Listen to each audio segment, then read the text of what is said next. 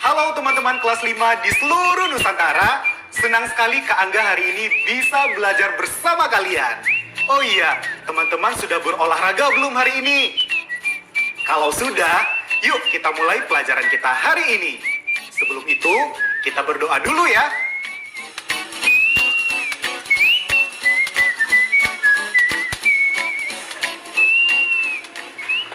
Ayo membaca.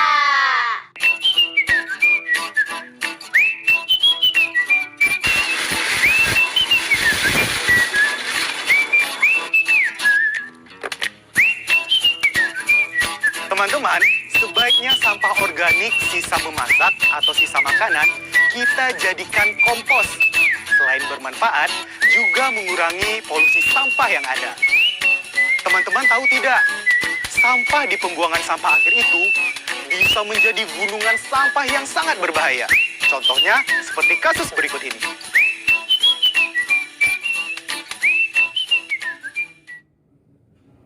Tragedi longsor sampah. Guguran hujan selama 2 hari berturut-turut mengakibatkan sampah di tempat pembuangan akhir sampah Lewi Gajah di Kecamatan Cimahi Selatan, Kota Cimahi tidak mampu lagi menahan beban air.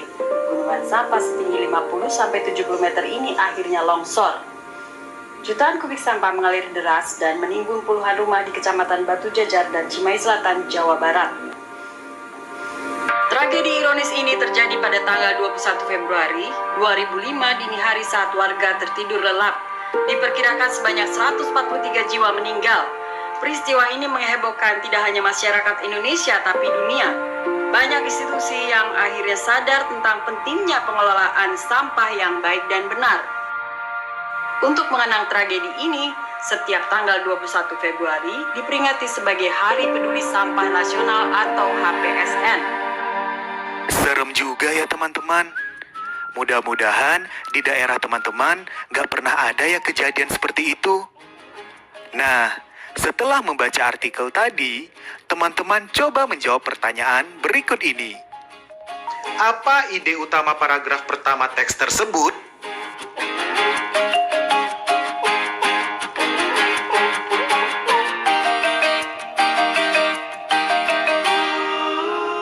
Ide utama pada paragraf pertama adalah longsornya gunungan sampah di Lewi Gajah, Cimahi. Paragraf mana yang menyebutkan waktu kejadian?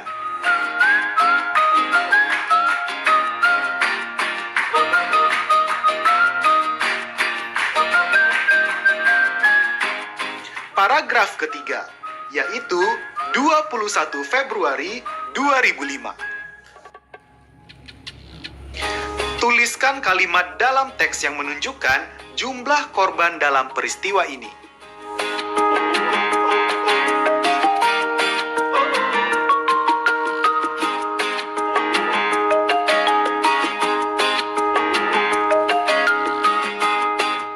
Bunyi kalimatnya adalah, diperkirakan sebanyak 143 korban jiwa. Apa dampak ekonomi yang dirasakan masyarakat akibat kejadian ini?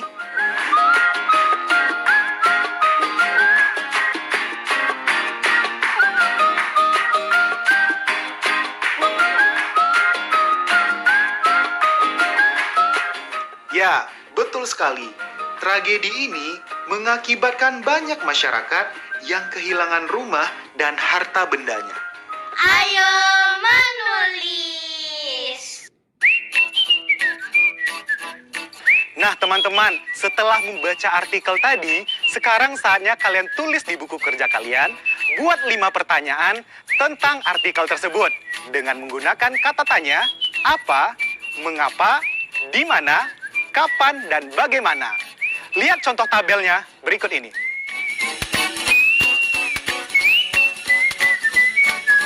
Tulislah di buku kalian masing-masing ya. Ayo berlatih. Rumi, kamu lagi ngetik apa sih? Kok dari tadi dihapus terus? Lagi bikin karangan ya, tapi aku nggak puas. Salah-salah terus. Salah ketik lah. Aku ngerasa kalimatku nggak bagus lah. Ya udah, kamu ketik aja dulu. Nah, selesai mengetik, habis itu kamu baca lagi, terus kamu sunting. Sunting? Apa itu ya? Coba buka kamus kamu. Teman-teman tahu nggak, setelah kita menulis sesuatu, entah itu menulis karangan, pesan, surat, dan lainnya, ada tahapan selanjutnya yang dinamakan menyunting. Menyunting adalah memeriksa kembali suatu tulisan dengan tujuan mengurangi kesalahan agar tulisan menjadi lebih baik. Perhatikan 2 tulisan berikut ini. Tulisan di tabel baris atas adalah tulisan yang belum disunting. Sementara tulisan di baris kedua sudah disunting penggunaan katanya, ejaan, tanda baca, dan singkatan.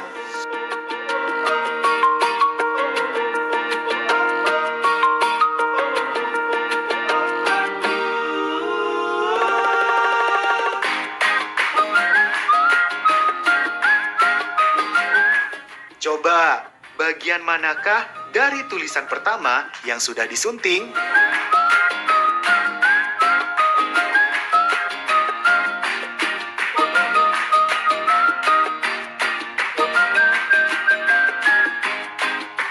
Nah, sekarang kita latihan sama-sama yuk. Coba sunting tulisan berikut ini agar menjadi tulisan yang lebih tepat dan lebih baik.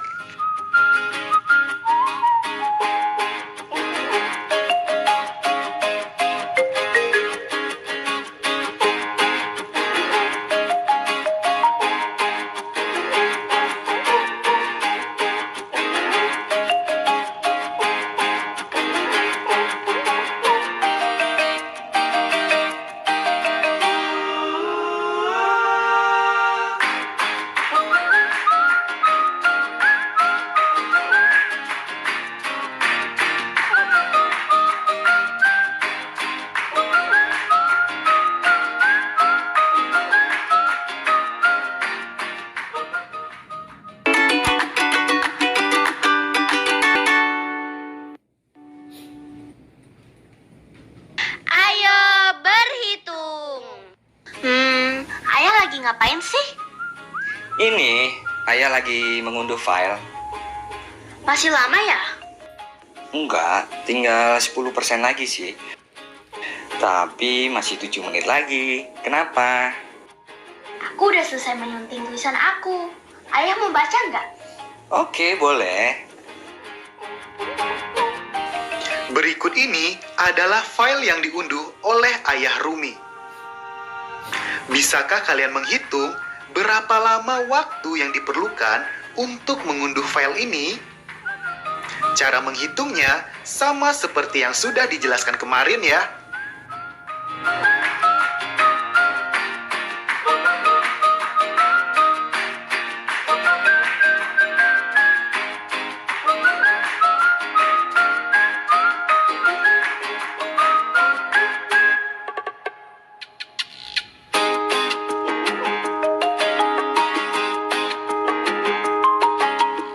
Pertama-tama, kita hitung berapa persentase file yang belum terunduh. Seluruh total file yang perlu diunduh sama dengan 100%. Sementara, file yang sudah diunduh sebanyak 90%. Lalu, tinggal kita kurangi saja. 100% dikurangi 90%, sama dengan 10%. Berarti, file yang belum terunduh sebanyak 10%. Nah, 10% ini membutuhkan waktu 7 menit untuk mengunduhnya. Untuk mencari total waktu yang dibutuhkan, kita tinggal membalik pecahan persentasenya saja. Menjadi 100/10 dikali 7 menit, sama dengan 70 menit. Jadi, total waktu yang dibutuhkan untuk mengunduh file adalah selama 70 menit. Ayo menyimak. Teman-teman ingat kan? Kemarin kita sudah belajar mengenai bilangan pi yang merupakan sebuah bilangan desimal. Sebetulnya, apa sih kegunaan bilangan pi di kehidupan kita sehari-hari? Ini salah satunya. Coba perhatikan gambar berikut ini.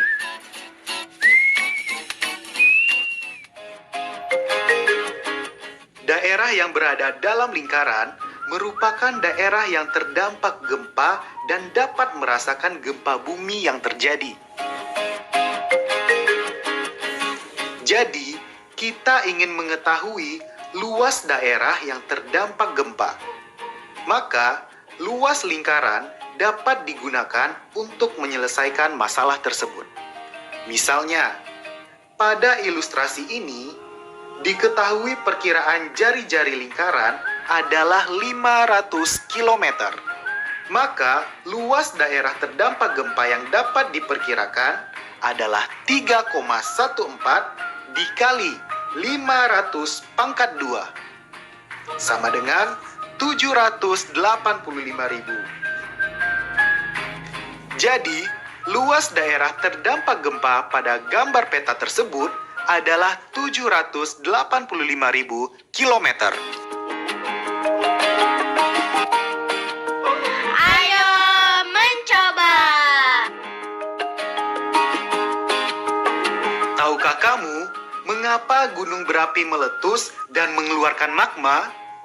Peristiwa ini terjadi karena ada energi panas bumi di dalam perut bumi yang menghasilkan suhu yang sangat panas.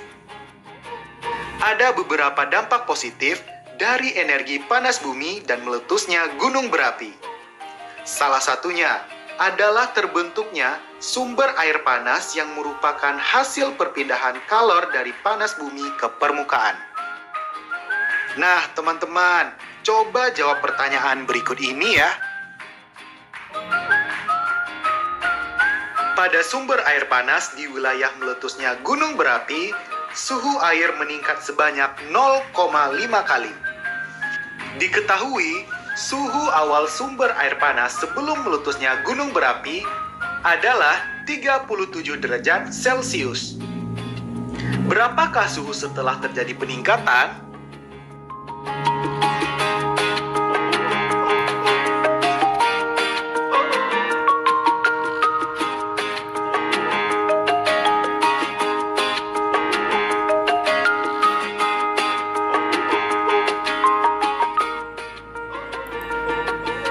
Coba kita hitung sama-sama ya.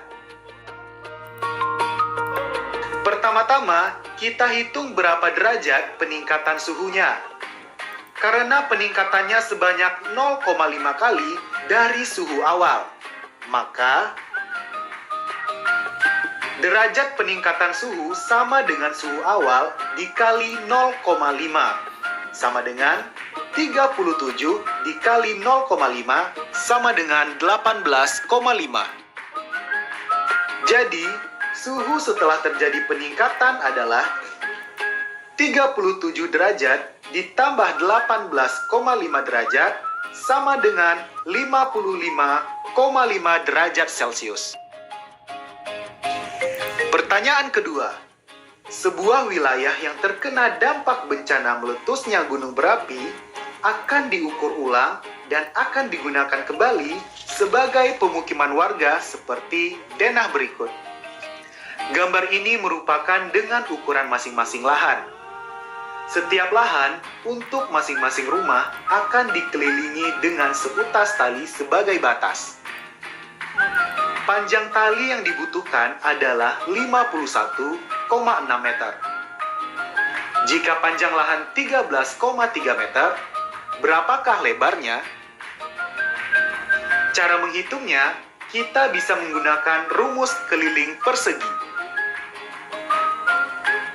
Kita sudah tahu panjang tali dibutuhkan adalah 51,6 meter. Itulah kelilingnya. Kemudian, yang sudah kita tahu adalah panjang lahannya. Berarti, tinggal kita bagi sesuai dengan rumus keliling berikut. Jadi, lebarnya adalah 12,5 meter.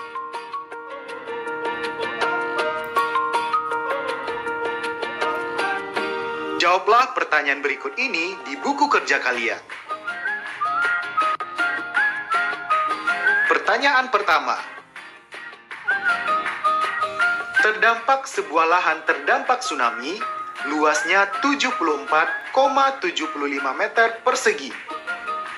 Lahan tersebut berbentuk persegi panjang dan panjangnya 11,5 meter.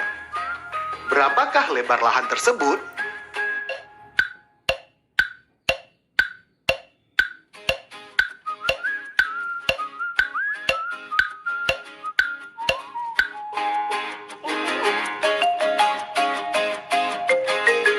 Sudah? Nah, untuk menjawab ini, kita bisa menggunakan rumus luas persegi panjang seperti berikut. Jadi, lebar lahan tersebut adalah 6,5 meter. Pertanyaan kedua. Bantuan berupa beras seberat 11,75 kuintal diberikan kepada warga pantai ujung timur yang terkena bencana tsunami. Jika beras tersebut akan dibagi dalam beberapa bungkusan seberat 1,25 kg, berapa banyak bungkusan yang bisa dibuat?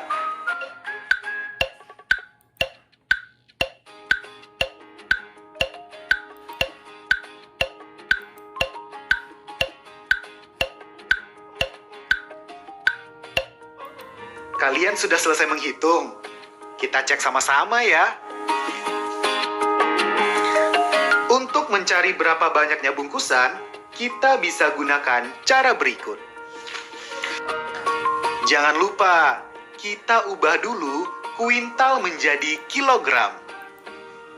1 kuintal sama dengan 100 kilogram. Jadi, 11,75 kuintal sama dengan 1175 kilogram. Selanjutnya, tinggal kita masukkan angkanya ke dalam rumus. Jadi, banyaknya bungkusan yang bisa dibuat sebanyak 940 bungkus.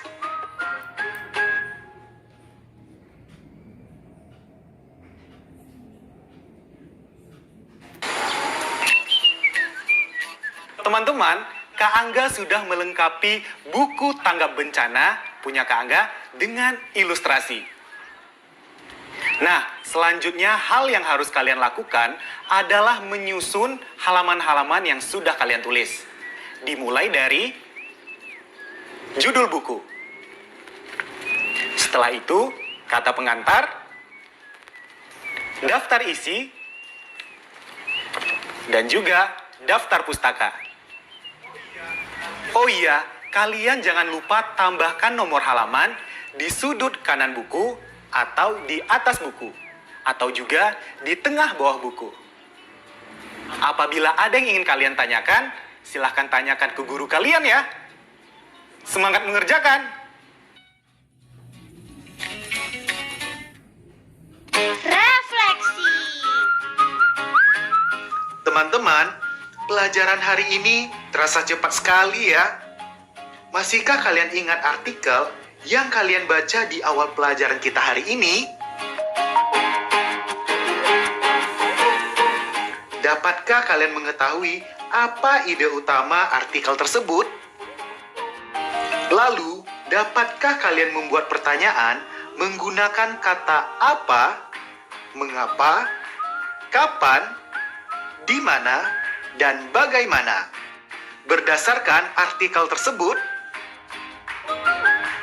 kemudian kalian masih ingat kegunaan bilangan pi kan? Nah, terakhir, pastinya sekarang kalian sudah paham bagaimana menghitung pembagian desimal.